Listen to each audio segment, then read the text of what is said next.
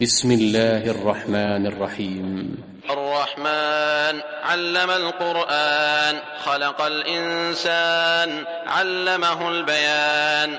الشمس والقمر بحسبان، والنجم والشجر يسجدان. والسماء رفعها ووضع الميزان، ألا تطغوا في الميزان. وأقيموا الوزن بالقسط ولا تخسروا الميزان. والأرض وضعها للأنام، فيها فاكهة والنخل ذات الأكمام، والحب ذو العصف والريحان. فبأي آلاء ربكما تكذبان؟ خلق الإنسان من صلصال كالفخار، وخلق الجان من مارج من نار. فبأي آلاء ربكما تكذبان؟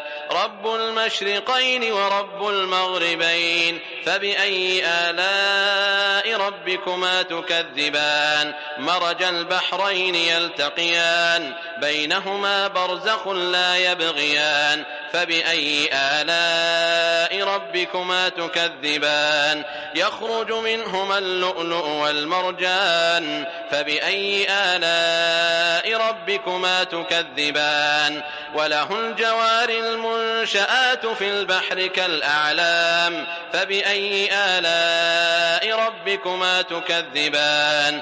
كل من عليها فان، ويبقى وجه ربك ذو الجلال والإكرام.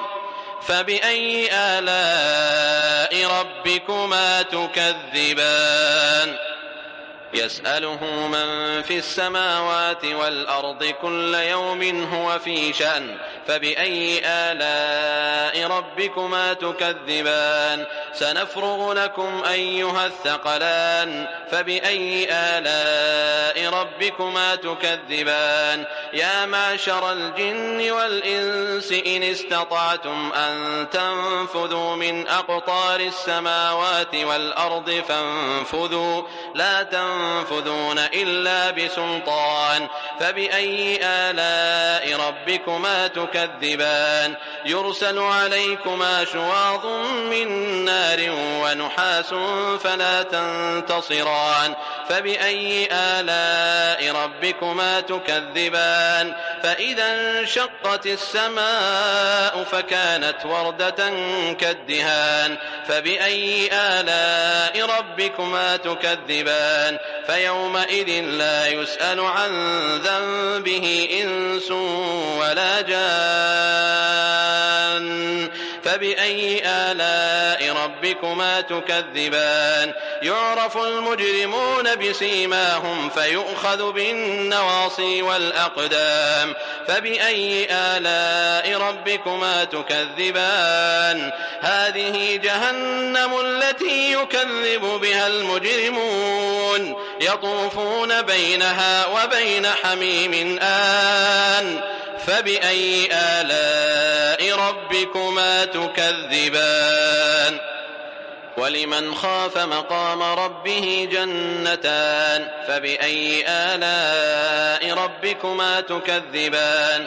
ذواتا أفنان. فبأي آلاء ربكما تكذبان؟ فيهما عينان تجريان. فبأي آلاء ربكما تكذبان؟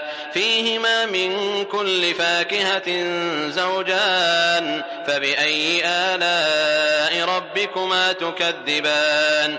متكئين على فرش بطائنها من استبرق وجنى الجنتين دان. فبأي آلاء ربكما تكذبان؟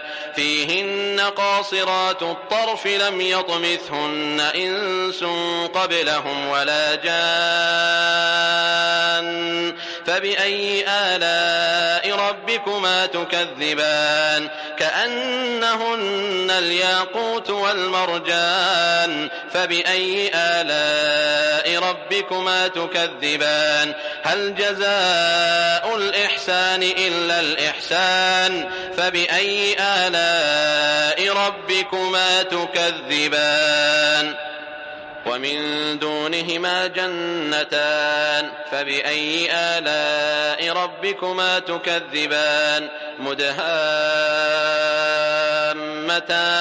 فبأي آلاء ربكما تكذبان فيهما عينان نضاختان فبأي آلاء ربكما تكذبان فيهما فاكهة ونخل ورمان فبأي آلاء ربكما تكذبان فيهن خيرات حسان فبأي آلاء ربكما تكذبان حور مقصورات في الخيام فبأي آلاء ربكما تكذبان لم يطمثهن إنس قبلهم ولا جان فبأي آلاء ربكما تكذبان متكئين على رفرف خضر وعبقري حسان فبأي آلاء ربكما تكذبان